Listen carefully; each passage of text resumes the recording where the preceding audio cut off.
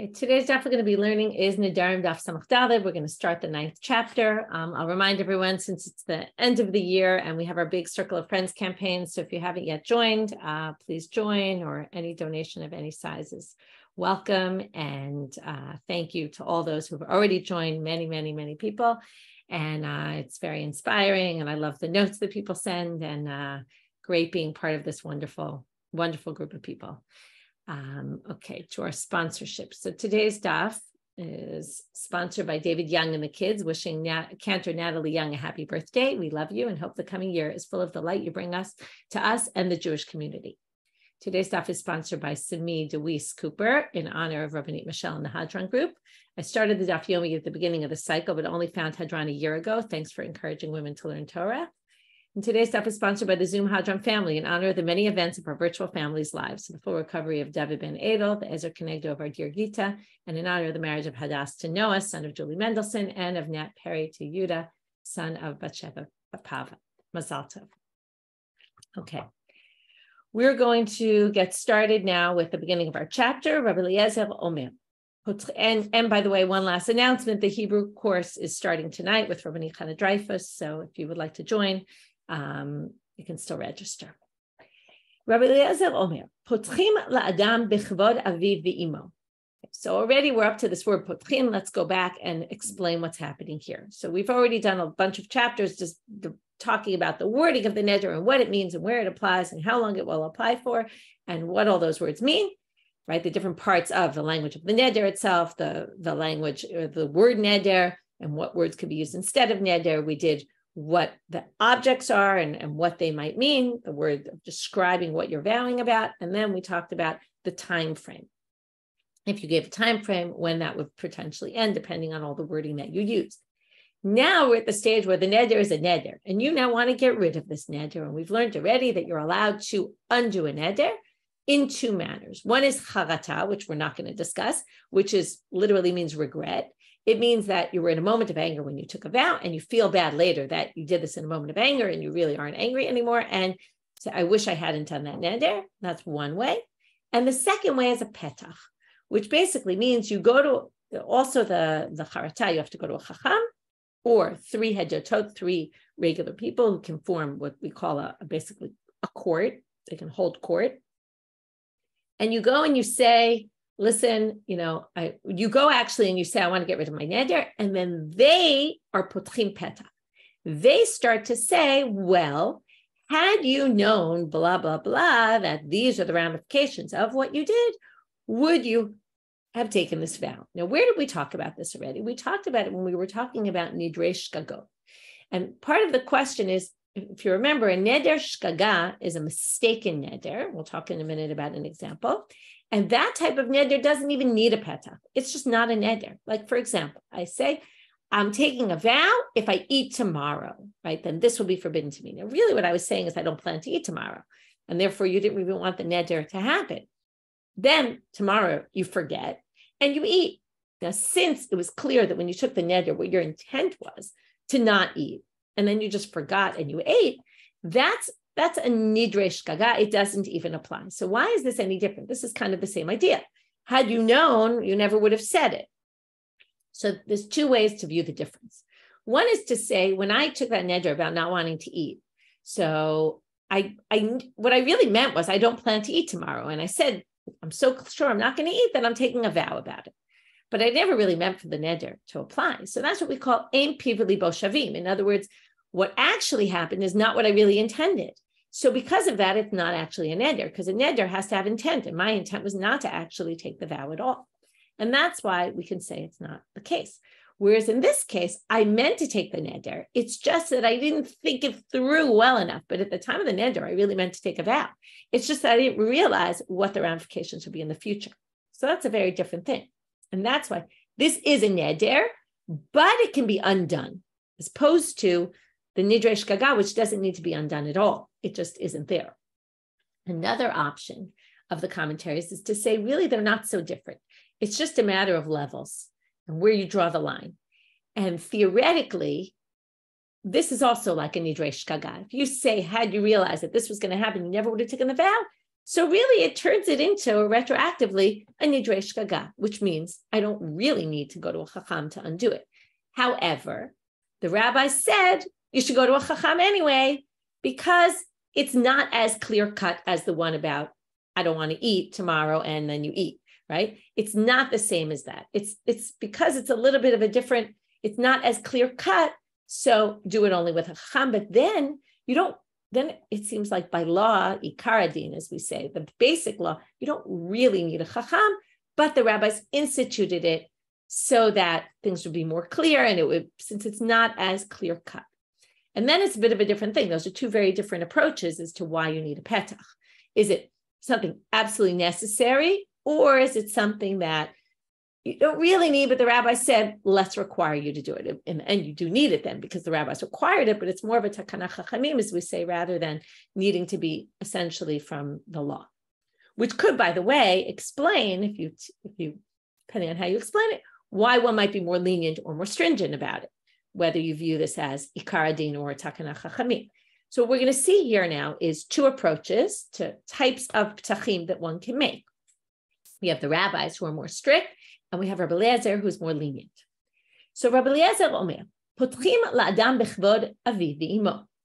You can suggest that, let's say somebody comes to you, a chacham can go suggest and say, listen, had you known that this was going to affect your parents, the fact that you took a vow. Now, in what way does it affect your parents? Affect your parents negatively.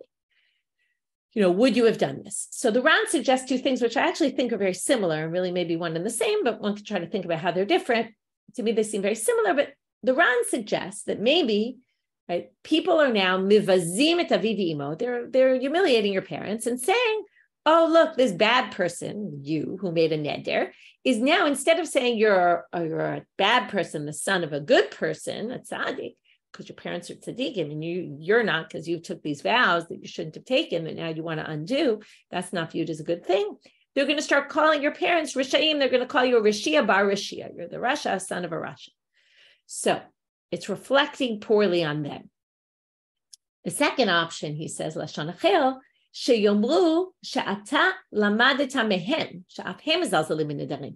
You must have learned it from them, because that's what kids do, right? They do what their parents do. So if we see you doing something, it must be your parents have done the same thing as well. And then they'll just assume that you took vows. Now, again, calling you a Rasha and saying you took vows, to me, sounds like one and the same. And that's why would they call you a Rasha? Because children follow their parents' actions. So to me, it seems a little bit of one and the same, although the Ran does say these are two separate explanations. So that's the kind of petach that Rabbi Eliezer says, no problem, you could say that. Had you known? Okay, now what's the issue with this? It's a little bit generic, right? It could work for any neder. Normally, you would think of a petach as, had you known the particular ramifications of this specific vow, that would cause this problem. This is a very generic vow that you can, petach that you can really use anywhere. We'll see whether that would be a problem or not, but we'll talk about it soon. Chachamim osrim. Chachamim prohibit. It's actually very strong language, because you would think they would just say, Chachamim say this doesn't work. They actually prohibit using a petach of this type. By the way, petach, as I've mentioned, the person you go to starts with the petach and says, right, they suggest it to you. It sounds like when you talk to someone about teaching, they always talk about this, and if they, when it comes to parenting, what's the best method of parenting? Your kids are upset about something, you want to validate their feelings or suggest, or like you have a little kid who's upset and they can't express it. So put the words in their mouths, right? Say, oh, this must be what's bothering you, right? And that's like what the petach is. It's someone on the outside is coming and kind of putting words in your mouth, which maybe the kid thought of, maybe the kid did, right? Like when you say to your kid, oh, you must be upset about this. Maybe they are, maybe they're not, right? You're making it up. Almost you make them believe it sometimes because, they're not sure what. They kind of are trying to make sense of their feelings, and you're trying to suggest it must be this you're upset about. Maybe it is, maybe it isn't. Same thing with this petach. It's someone from the outside suggesting to you, had you known this or that? So there's an interesting debate here among the commentaries. What if the rabbis don't allow kvod aviv imo? What if you yourself come to the court and you say, listen, I took this vow, but I'm really upset about the effects it had on my parents. So there's a debate about whether or not it works. Some people think it works. And the what you can't do, according to the rabbis, is for the chacham or the court to suggest it to you. Not a good suggestion for them to say, but if you say it yourself, it might work. Some people say, no, it doesn't work either. It's an interesting debate. Anyway, back to our topic. So, Amar Rabbi Tzadok. Now we have a line that's one of these classic lines that could be read like itself and the opposite. Okay, so I'm going to read it in two ways. We'll start with one kind of hat, and then we'll switch and have a different hat. Amar Rabbi Tzadok. According to this reading, he's going to basically be supporting the rabbi's opinion and basically raising a difficulty with Rabbi Eliezer. Okay, and this is like in a rhetorical kind of way. What if you're already saying kvod aviv imo, it works? Then anyone could just come and say, "Listen, I didn't realize how upset it was going to make God." And of course, that in Nedarim. If you're going to say that, there's no Nedarim at all. Now, why there ain't Nedarim? We're going to have to wait till the Gemara. Rav and Abaye are both going to have a debate about what's so problematic about saying kvod makom. Okay, why is it so clearly a problem? But that's one way of reading Rabbi Tzadok. He's basically saying, if you say kvod aviv imo, in that same vein, you could say kvod makom, that we can undo a vow with saying, had you known it was going to make God so upset, would you have done this? And then that would basically mean any neder would be dissolved super easily. So that's one reading. And again, we'll get to explaining what this imken nedarim means. Two different explanations. We'll get to that in the Gemara. Another reading is that Rabbi Tzadok actually agrees with Rabbi Eliezer. And then he takes Rabbi Eliezer one step further. And he says, if you're going to allow kvod aviv, then in that same vein, let's read it again. And he's saying it seriously. You can even say kvod makom will work. To which, and if you look in the Ran, in the black and the bolded text, Amrulo im ken nedarim, that's always the words of the Gemara. The Ran's version had two extra words here. The rabbis respond to him and they say to him, what are you talking about? Im ken nedarim. There's no way that Rabbi Eliezer, you think Rabbi Eliezer would hold that? No way, no how. So in the end, the bottom line is the same. The question is, just does Rabbi Tzadok support Rabbi Eliezer in trying to say this would work? Or is he being almost cynical about it and saying, and raising a difficulty with him? Okay, now, we're going to have to come back to that and understand soon. Modim chachamim Rabbi Eliezer, but however, the rabbis agree with Rabbi Eliezer. If the issue is that you took a vow, let's say I got very upset with my parents and I said, I will not allow you to set foot in my house. I took a vow. And then I felt bad about it because of my parents, right? In the end, that doesn't respect my parents. So then in that case, even the rabbis agree, you can suggest, had you realized how upset this was going to make your parents, that you wouldn't allow them to set foot in your house, would you have made this neder? And I could say, no, I didn't realize how, upset it was going to make them. Of course, kind of silly. How could you have not realized? But okay, let's just assume, right? And then you could, okay? Again, where this crosses lines between regret and petach, right? There's a little bit of lack of clarity because that's almost like, well, I regret that I did this. But again, you could think of maybe a more creative petach. But either way, the idea is that if it had to do with something with your parents, and the Ran says, what would that be? That would be kigon shasaram b'hana'ato, right? You forbade them to benefit from you. And then you want to undo the neder using kvod aviv imo, then it would work. Ve'od amar Rabbi Eliezer. And furthermore, we're going to have another case where Rabbi Eliezer permits and the rabbis don't. Potchim binolad. You can open a neder with something that was born later, meaning it didn't exist at the time of the neder. We know nolad from Beitza, right? Beitza shenolda and all that. And we talked about things that didn't exist. So a lot about Masechet Shabbat. But what that means here, nolad, has a bit of a different meaning. It's not just something that didn't exist at the time. It's also something that was unexpected. Okay, so something that wasn't expected and didn't exist, that Rabbi Eliezer says still you could be potach with that, right? Meaning, had you realized that in 5 years something was going to happen and you weren't going to want that neder to happen, and it was something totally unexpected, would you have taken the vow? And you say, I never would have done. Yeah, had I known that then, I never would have. So Rabbi Eliezer says that's fine. Chachamim oslim. Chachamim say no way, no how. Petach has to be something you could have considered at the time you took the vow, not something that you wouldn't have considered at all. But one of the big questions gets chachamim is kal b'savua. If you remember, kal b'savua goes to Rabbi Akiva, right? And he vows when Rabbi Akiva wants to marry his daughter, he says, she can't benefit from me at all. And then later, when Rabbi Akiva becomes big Talmid Chacham, he wants to undo the neder. So how do we resolve that? If, according to the rabbis, it was something totally unexpected. He didn't think Rabbi Akiva was going to be this big Talmid Chacham. So how could you undo it? So some people say, well, anyone has the potential to be a Talmid Chacham, and maybe that doesn't fall into nolad. That's one option. The other option is to go back to what I suggested earlier, which is these things, even nolad, just like the previous one, the rabbis are saying the chacham can't suggest it, but if they themselves come forward and say, had I realized this was going to happen, they themselves can. It's just the other party can't suggest it to them.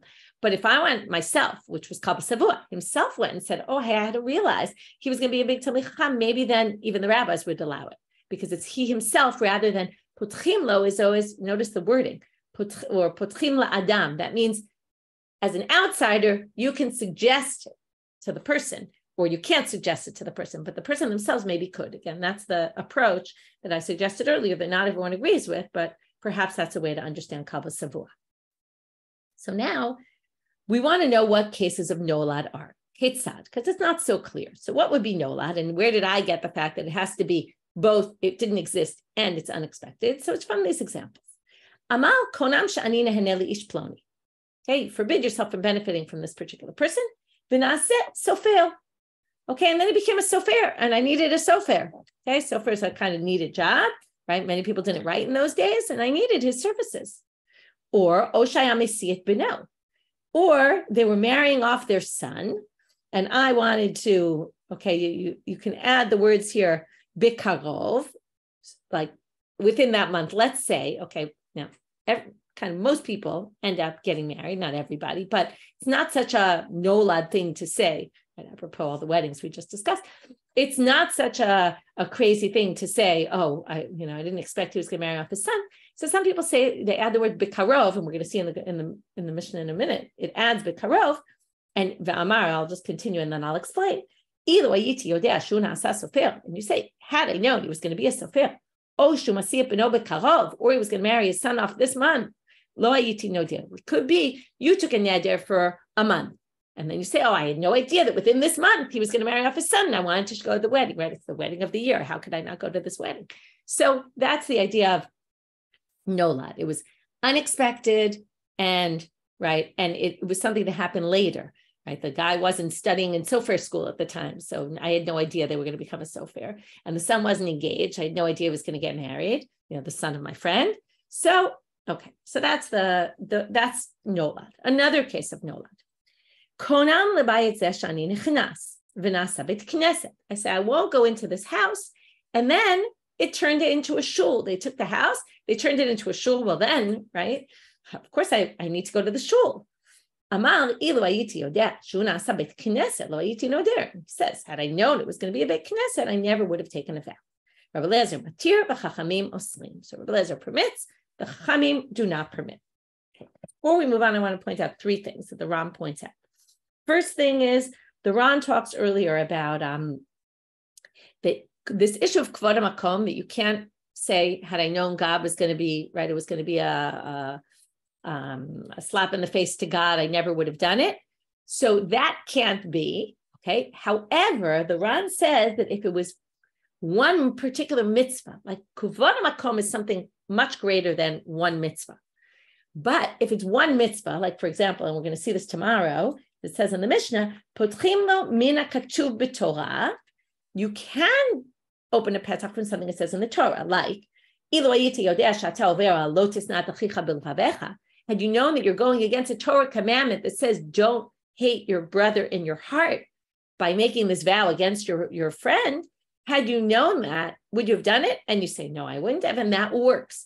So we distinguish between one mitzvah that you're going against, because people, that's like a smaller thing, against kvod makom. That is already much larger, and that you can't do. That's number one.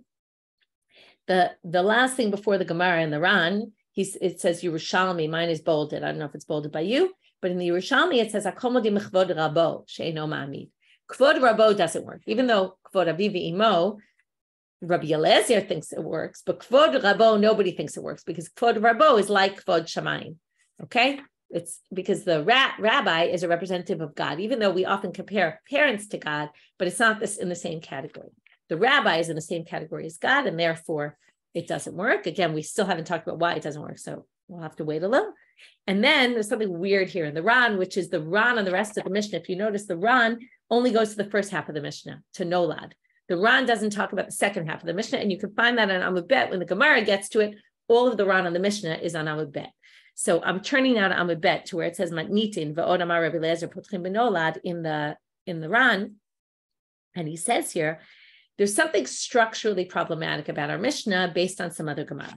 So our Mishnah has a v'od in the middle, and basically the Gemara in Eruvin on Daf Kaf Gimel. I'm not going to read this all inside.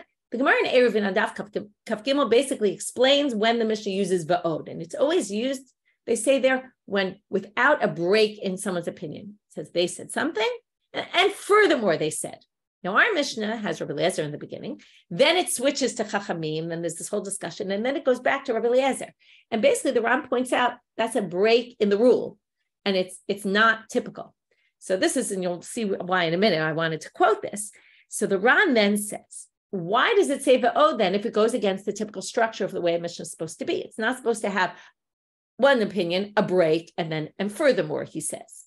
So the Ran says, where does it appear? It says va'od amar Rabbi Eliezer. It's right before Rabbi Eliezer's approach. So the Ran says, Deshane hacha, here it's different. Dahavu lehetera.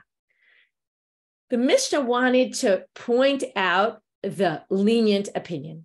And it did that by using the word va'od. Now, why does it want to point out the lenient opinion? The koach de hetera alim tuva. Now, this comes up in the Gemara often. Koach de hetera adif, right? It's better. It shows a lot of strength. Alim is strength. It shows a lot of strength to be more permitting. And it wanted to highlight, and that's why it says, mishum hachi, because of that, hatane ve'od. Okay, I skipped a few words, but basically what the Ran is saying is the ve'od is coming to stress the fact that Rabbi Eliezer is willing to be lenient here. Because being lenient takes a lot more courage than being strict. It's very easy to just be strict and to forbid everything. But Rabbi Eliezer shows a lot of strength. And that's why they wanted the va'od to highlight that. I thought that was a nice commentary. Okay, moving to the Gemara. My ein nedarim. Now we have to get back to what we said we didn't understand before, which is, why does it say that the rabbis basically comment, or Rabbi Tzadok comments to Rabbi Eliezer, that yiftachu b'chvod hamakom, and if you're going to be potach b'chvod hamakom, ein nedarim, what does that mean, ein nedarim? So Amar Abaye, in ken ein nedarim nitarim yafen. Now that doesn't help us very much. I'll translate literally, and then we'll explain what it means. If so, nedarim are not going to be permitted well. Okay, what does that mean? So the Ran explains that it'll be done incorrectly. What's incorrectly? Well, again, what happens? You go to a chacham. The chacham says, had you known blah, blah, blah, would you have done this neder? And you say, no, I never would have done that. Now, it only works if I'm being honest. And we actually discussed this in the past. If I lie, right, then it won't work. If I say, oh, no, I never would have, and it's a total lie, it doesn't work. So now, if you say to me, if I go to a chacham and the chacham says, had you known this was against what God wanted for you, would you have done this? Now, what person in their right mind would say, oh, I don't care, right? You wouldn't have the chutzpah, the audacity to say that I don't care about God. So therefore, no one is believed in this case. Basically, that everyone is subject to, maybe they lied. In other words, out of, let's say we do this 100 times, maybe 50 will lie, 50 will tell the truth. We're going to end up, or 20 will lie, 80 will tell the truth. We don't know, but we're going to end up with definite nidarim that are not permitted for the right reasons. Because people will definitely lie in this case, because no one's going to go to a chacham and say, I could care less about God. Okay, maybe you'll find one or two, but you're not going to find a lot. And therefore, the nidarim will be permitted in the incorrect halachic manner because they'll be lying. Now, Becky, you're saying you could say the same about the parents, and that's exactly true. That's how we're going to understand the rabbi's whole theory is that's why lo potchim b'chvod aviv imo, because it's the exact same thing. So the chachamim, when they don't allow, this is exactly their retort. According to you, we can also go to kvod hamakom, and of course that's not going to work. which highlights why k'vod avi v'imo doesn't work, because who's going to say, I could care less about my parents? Now, you might find some people who say this, but again, the average person is going to have a lot of difficulty saying in public, I could care less about my parents. So therefore, there's basically room for lying. And that's why the rabbis don't allow even the k'vod avi v'imo.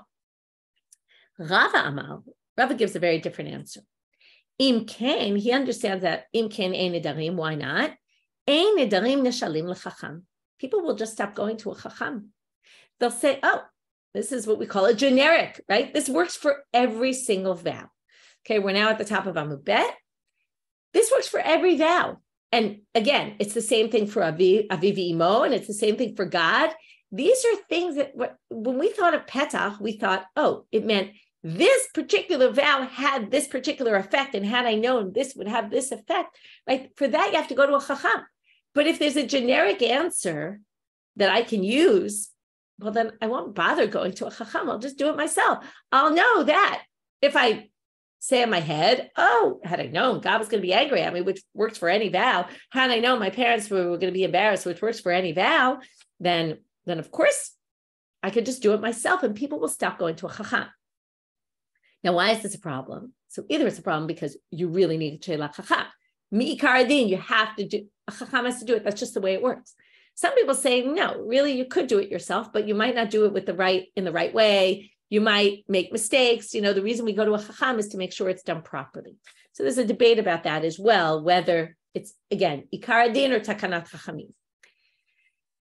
Now we're going to question these two answers and try to raise a question against one of them from the Mishnah itself. Tnan, umodim chachamim leRabbi Eliezer b'davar shebeino leben avi v'imo shepotchim lo b'chvod avi v'imo. So now the Mishnah had said, the rabbis, again, assuming that we're making that jump that Becky mentioned, which is not only k'vod hamakom, right, is a problem, but k'vod avi v'imo is the same issue, basically. So why did they allow it when it's an issue that specifically relates to the parents, that the vow is about the parents, that the chachamim even allow you to undo it using the parents? So let's test it according to both options. Bishlam ala Abaye. It makes sense according to Abaye, Da'amal, im kein ein nedarim nitarim yafeh. I think nedarim will be undone improperly because why again? What's the logic? That no one in their right mind is going to have the audacity to do this. Well, guess what? If you're the kind of person who took a vow that you're not allowing your parents to come into your house, you clearly have chutzpah. So,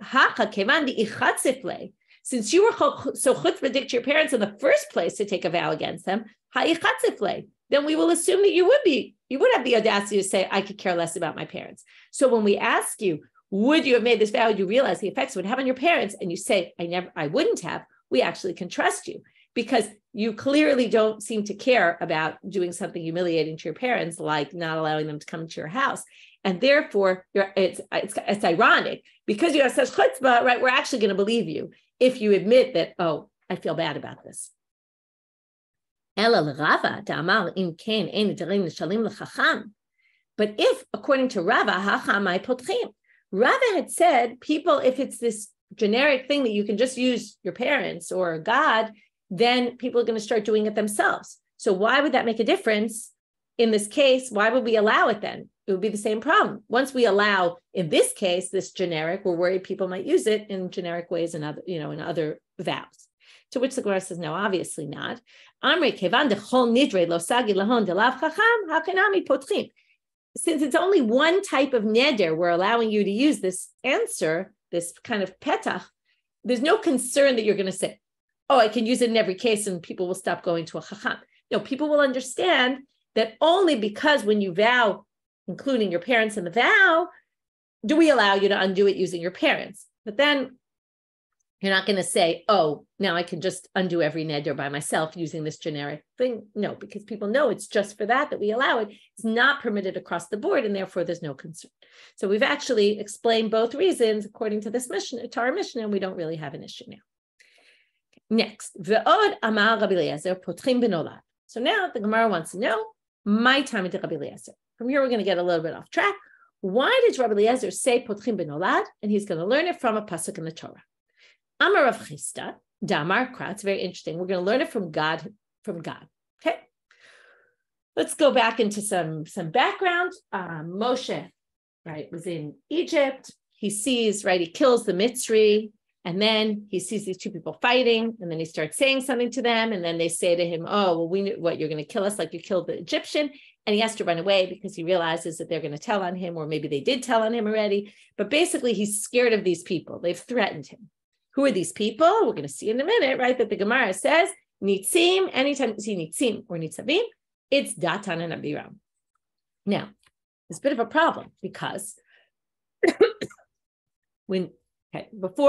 that's section one. Let's go historically. So the first scene we have is Moshe's there. He sees these people fighting. They mentioned to him, oh, we know you killed the Egyptian. And now he has to run away. Where does he go? He goes to Midian. When he gets to Midian, you might remember this. We saw this at some point in our Masechet, that Moshe, after he meets Tzipporah at the well, and then he comes back to Yitro's house, and it says, Vayoel Moshe lashevet et ha'ish. Okay, the Yoel word is a difficult word. V'yitenet Tzipporah bito Moshe. And then, right after this Vayoel Moshe lashevet et ha'ish happens, then he marries Tzipporah. So the commentaries say that Vayoel is a lashon, Allah is a lashon, it's a language of a shvuah, of an oath. And he took an oath to Yitro. What was the oath? Yitro made him promise that he wasn't going to go back to Egypt without permission from him. Because if you want to marry my daughter, you can't go back unless you have permission from me. When does Moshe go back to Egypt? Well, God tells him, Kimetu kol anashim. He says to him, okay, I'll read the whole pasuk. It's Perek Daled, pasuk Tet, chapter 4, verse 19. God says to Moshe, b'Midyan, when he was in Midyan, Lech shuv Mitzrayim, go back to Egypt, Kimetu kol anashim mevakshim et nafshecha, because all those people who want to kill you have died. Now, who are the people who want to kill him? You could say maybe the Egyptians, but he's worried about Datan and Aviram. Now, Datan and Aviram are not dead because they appear in the story of Korach. So they clearly aren't dead, assuming they're Datan and Aviram, which is the Midrash, but okay, let's assume. So there's a problem with that pasuk. So now, according to Rav Chisda, there's no problem with the pasuk at all. We don't know who those people are, whoever, or maybe it's talking about the Egyptians, and simply God says, Kimetu kol anashim, v'ham mita noladhu. The fact that these people died is nolad. Now you might say, what do you mean? All people eventually die. What does it mean? No, what it means is Moshe wasn't expecting them to die so soon, right? Moshe was still young. They were maybe around his age, right? We don't know, but they weren't expected to die at that point. And basically God says to him, well, your neder's off because metu kol anashim. Okay, there's a whole thing I'm not going to get into. Also, Yitro gives him permission to go. So why? If Yitro gives him permission, that seems that it's fulfillment. But that's a whole side thing. I see now you're asking exactly now. That's a side point. Some people say there were two parts to his neder. One was he himself, and one was God. Like one was Yitro's part, and one was his own part. Moshe himself really didn't want to go back. Anyway, but put that aside. So basically, God has said this was unexpected, and yet I'm going to undo your vow based on it. Again, it's a drasha. Okay, it's not necessarily the pshat of what's going on there. So Rabbi Eliezer can prove from here, at least this is what Rav Chisda said, that look, God undid his vow. He had made a vow. He had promised, assuming Vayoel is a promise, is a vow, and the nolad, the unexpected, happened, and God undid it. Mikan shepotchim b'nolad. This is where you learn it from. So Rabbanit, my time ayu, here I gave you the whole background to the rabbis. What's their reason? Kasavre. Now the whole problem is that they died, and that was unexpected. But the rabbis are going to say this wasn't nolad at all, and they didn't really die. Tasavre hanu mimaite. What, you think they died? V'hamar Rabbi Yochanan mishum Rabbi Shimon ben Yochai. Kol makom shenemar nitzim or nitzavim, which are words that appear by Datan and Aviram in the text. So from there, they learn that since nitzim and nitzavim is fighting and nitzavim are standing, are related to Datan and Aviram in the text. Therefore, any other time that nitzim or nitzavim are mentioned, and we have these people, einam ela Datan v'Aviram. These must be Datan v'Aviram. So that makes the two people fighting in the beginning of Sefer Shemot must be Datan and Aviram also. And therefore, we know they're not dead. So what happened to them? So therefore, it's not a nolad case because that was the unexpected. But Ela Amarish Lakish, they became poor. Now, why does it say they were dead if they became poor? We're going to have to wait for that for another minute or two. So they became poor. And then once they became poor, they had no power anymore, in which case Moshe would go back to Egypt because they're no longer connected with the king. They're no longer going to tattletale on him. There's no real reason for concern. Amar Rabbi Yoshua ben Levi, Kol Adam, difficult line coming up, She'ein lo banim, chashuv kemet, shene'emar, hava li banim, v'im ayin meta anochi. Let's start from the pasuk. Rachel says to Yaakov, bring me sons, and if not, I'm going to die. Okay, or actually, she says, Meta anochi. She doesn't say amut, and this is where they get it from. She doesn't say, I'm going to die, which would be the way to say it, amut. She says, Meta anochi, I'm dead. She's basically saying, I'm a dead person because I don't have children, which is a very strong statement to make. Right? People who don't have children aren't considered like dead people. What does this mean? So first of all, I'm excited to say that we have a new column starting this week in English on our site called On Second Thought. It's the translation of Rabbanit Clymer's been doing in Hebrew. She's now going to do it in English. It'll be up later this morning, B'ezrat Hashem. And she talks about this in a very beautiful manner and discusses different elements of how to view this. Is this how the person perceives themselves, which is clearly what Rachel is saying? It's her self-perception. She views herself that way. Or is it also, and in fact, she didn't quote this, but Tosfot says this. We're going to see in a minute, there's 4 people who are considered like dead people. Okay, Kimmetim. So we translate this. Look at the very last words in Tosfot on the page here, in the Tosfot.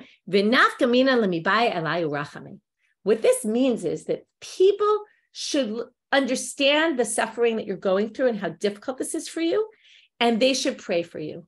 And that's this idea of Bai Rachame, that these are 4 people, which we're going to get to. We haven't discussed the 4 people. We're only right now on the person who doesn't have children, is that people should pay attention to them and people should include them. And right, it's hard for people who are in a place that's maybe somewhat different from other people, and that the community has to reach out to them. So Rabbi Clymer quotes a bunch of Hasidic thought about this, which actually is in both directions, both looking at the person who's struggling and at other people who should see this person, notice their struggle, and do all sorts of things, whether it's to pray for rachamim, whether it's to help in other ways, just by noticing them also and including them, that's a nice idea that comes out of this. So, or maybe how this is meant to be understood. It's not clear how it's meant to be understood. Anyway, let's keep reading. Vitanya, now there's a Braita that talks about this. Arba'a chashuvim kemet. There's 4 people who are considered as if they're like a dead person. I would say like a dead person, not as if they're dead, right? It means they have similarities to someone who's not alive. Who is this? Ani, a poor person. Mitzora, a leper. Suma, a blind person. Umisha en lo banim. Now, where do we get this from? And here we're going to see why these 4 people came up. Ani dichtiv ki metu kol anashim, and that's the translation that the rabbis went with, that they didn't really die, they just became poor. Mitzora dichtiv al naki tihi kemet. Okay, mitzora, because it says there by when Miriam has tzarat, it says she shouldn't, Aaron says al nati kemet, she shouldn't be like a dead person, and pray for her, he says to Moshe. V'suma dichtiv b'machashakim oshivani kimete olam. Put you in the dark, you put me in the darkness like the people who are dead. And that pasuk from Rachel, which proves it. There was one commentary I saw, which you can think about, that connected the idea of all 4, that there are people who have trouble helping, I'm going to put the children aside for 1 minute, and then we'll get to that in a minute, but it's people who it's hard for them to help others. A poor person can't give money to other people because they're poor themselves. Mitzora is ostracized, can't be helping other people. A suma can't see what people need. So it's harder for them to help people, because in order to know what people need, you have to help them. And Misha en lo banim can obviously help other people, but can't help their children, right? They want to be able to help children, and they can't help their own children because they don't have children. So that's another idea about these things. Anyway, I highly recommend listening to Rabbanit Clymer. Not up yet, it will be up soon. And she really also pulls it together in a very beautiful manner. Okay, so just a review of this section. We took this because we got a little bit sidetracked.